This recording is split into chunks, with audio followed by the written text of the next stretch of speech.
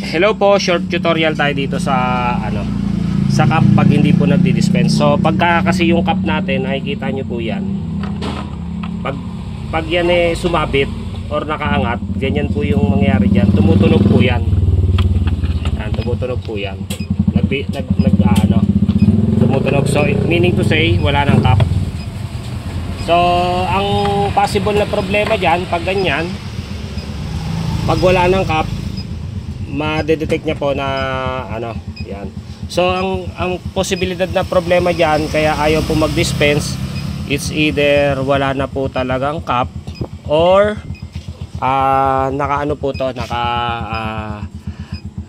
yan po yung mga deform, yan. Possible yan yung mga deform. So tanggalin na po natin yung cup na yon. Pag ayaw po talaga bumaba, ibang cup na po yung ilagay natin.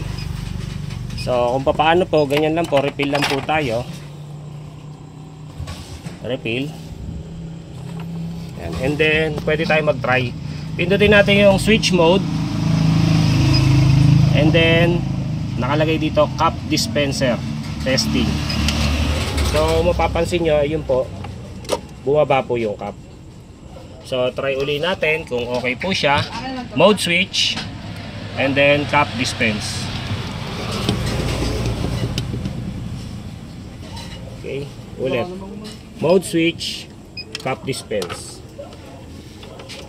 So yan. Pagka ganyan mga pumapatong yan, dalawa na po kasi yan. So yun lang po yung gagawin natin. So yun lang po yung possible na problema niyan. Kapag bago naman po yung bendo nya, wag po kayo matakot, hindi po yan sira. Bumabara lang po yan. Yan. So kasi may mga deform po na mga ganito. Palitan nyo lang po yung cup. Thank you.